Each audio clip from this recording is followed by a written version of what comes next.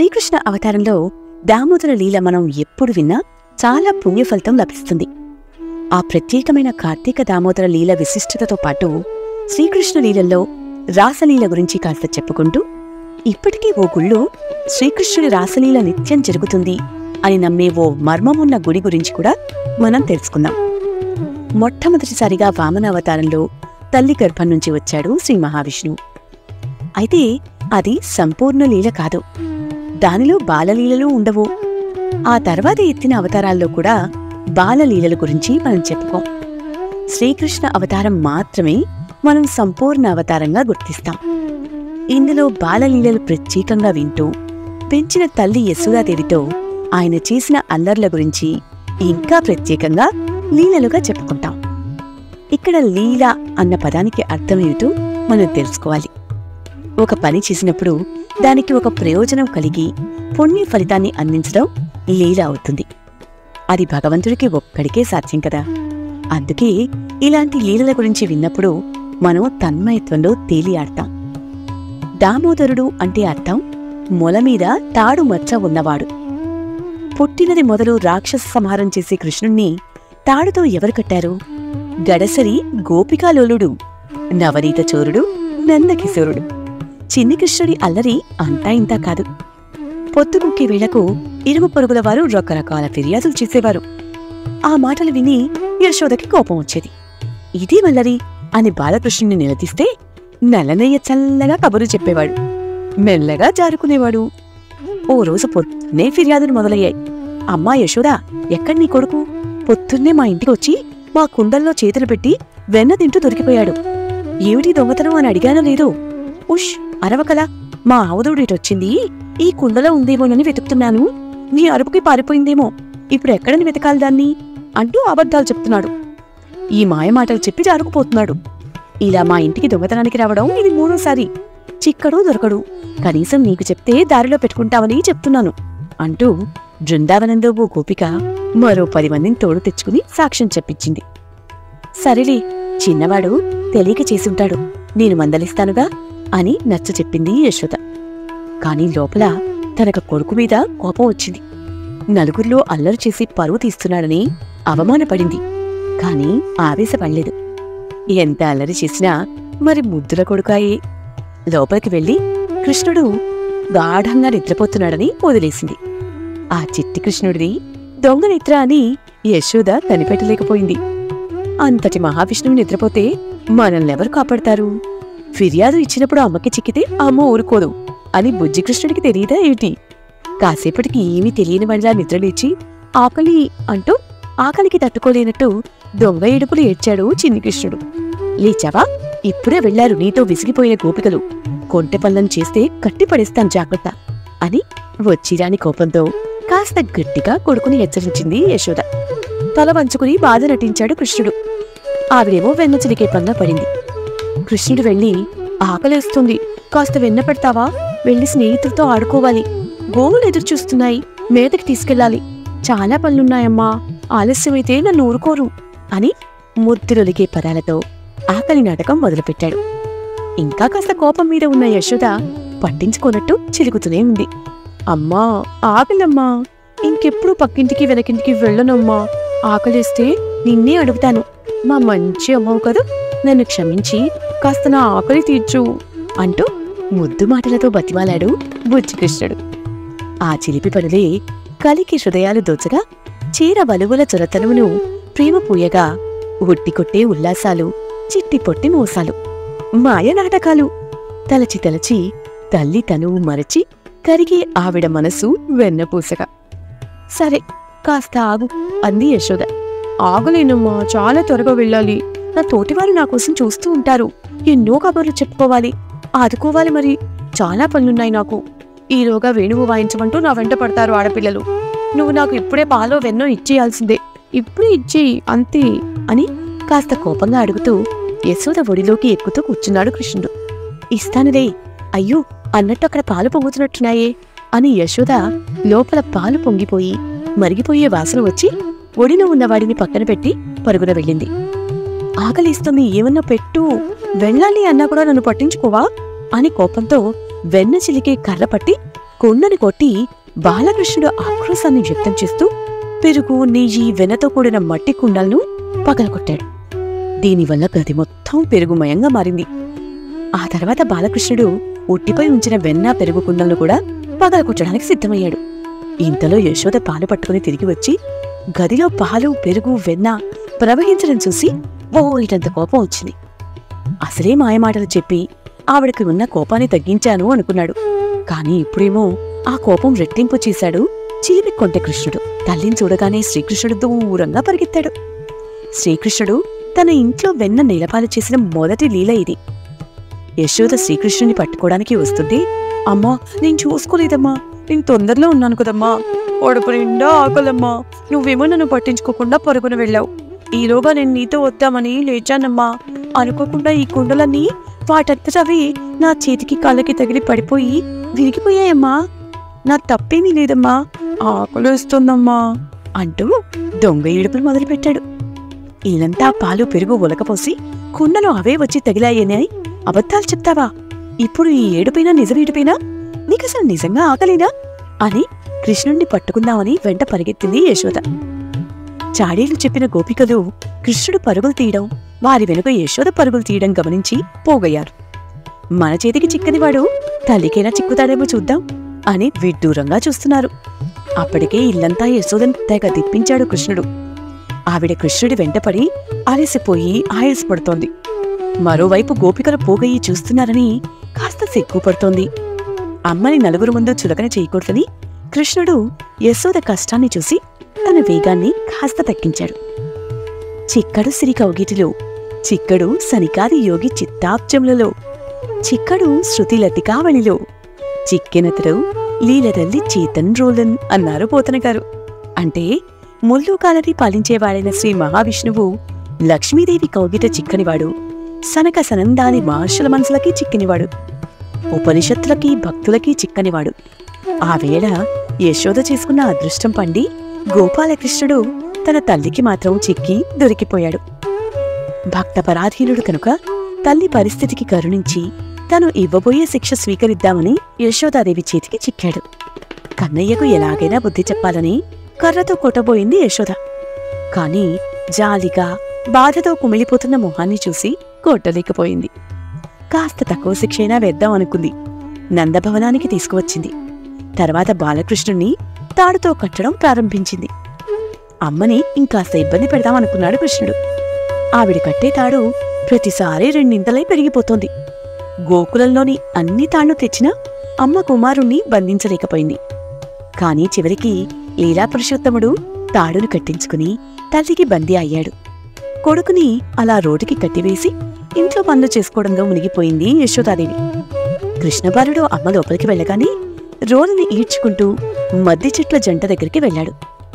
నలకూబరుడు, మణిగ్రీవుడు అనే ఇద్దరు యక్షులు నారదుని శాపం వలన చాలా కాలం నుంచి రెండు పెద్ద పెద్ద మద్ది చెట్లుగా అక్కడే పడి ఉన్నారు. అక్కడున్న చెట్ల మధ్య నుంచి వెళ్లి వాటిని నేలకు కూల్చి ఆ కుబేర కుమారుడైన నలకూబరుడు, మణిగ్రీవుల శాపాలను పరిహరించాడు గోపాలబాలుడు. నలకూబరుడు, మణిగ్రీవుడు ఇలా చెట్లుగా ఎందుకు మారారో క్లుప్తంగా తెలుసుకుందాం. కుబేరుని కుమారుడు మహాశివభక్తులు.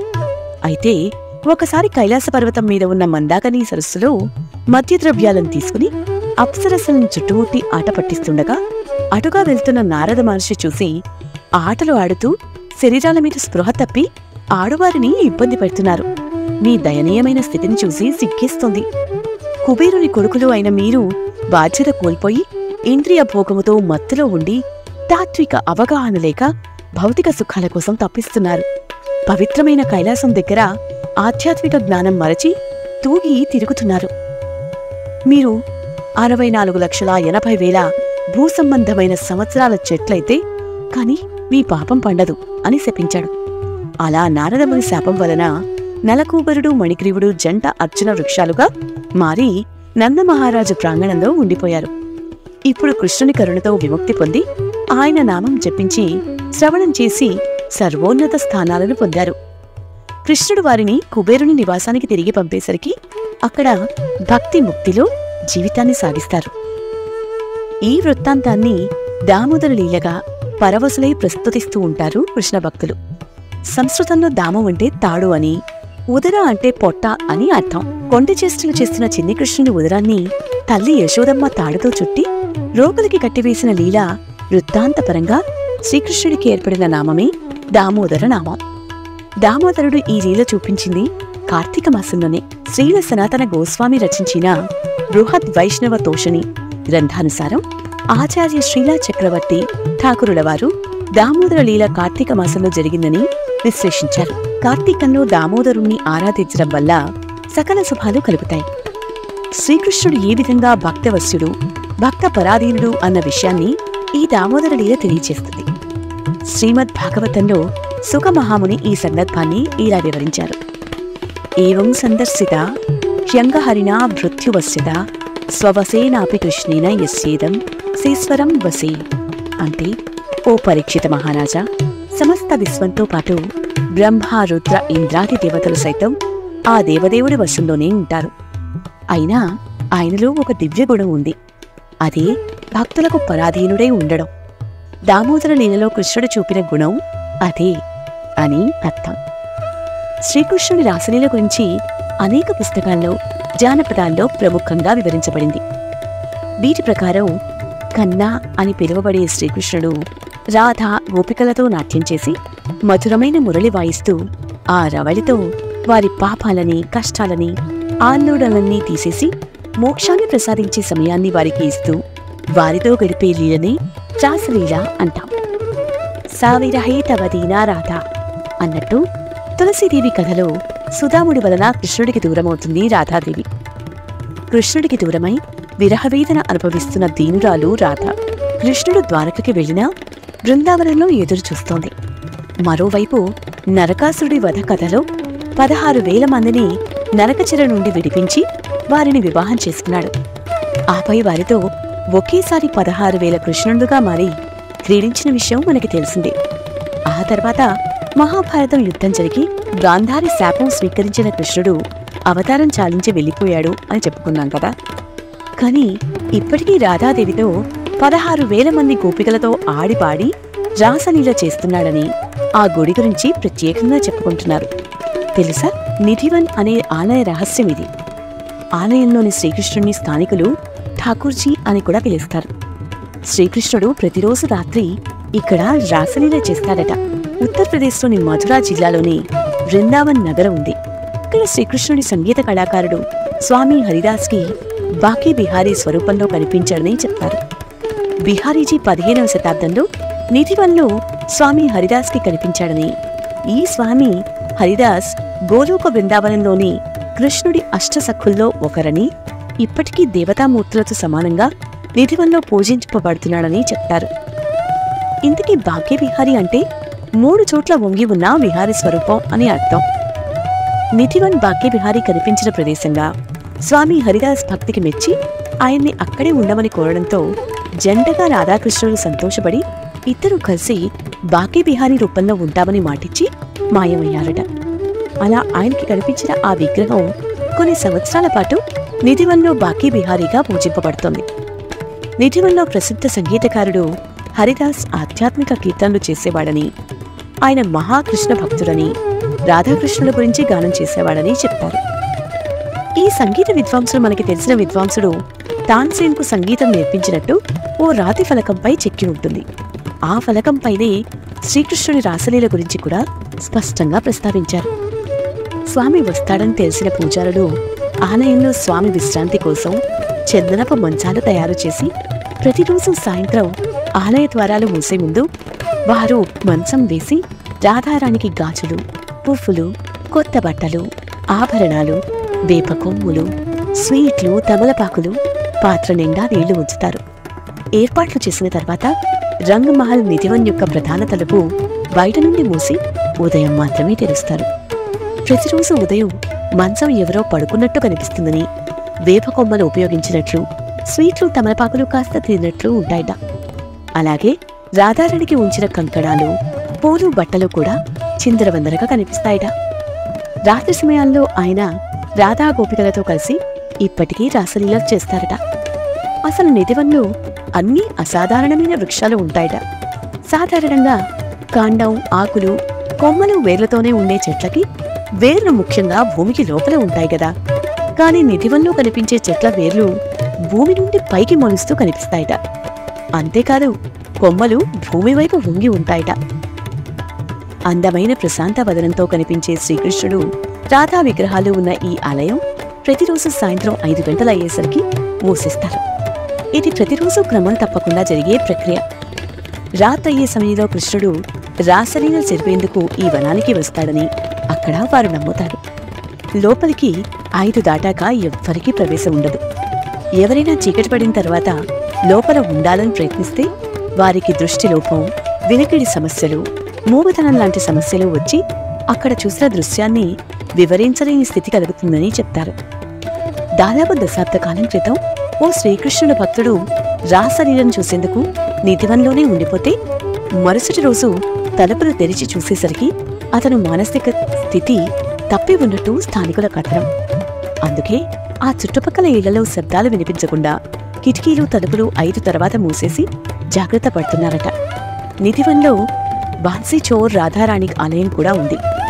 ఇక్కడ స్థానికుల కథనం ప్రకారం శ్రీకృష్ణుడు తన వేణువును వాయిస్తూ రాధారాణిపై శ్రద్ధ చూపేవాడు కాదుట. అందుకే ఆమె కృష్ణుడి వేణువుని దొంగిలించినట్లు చెప్తారు.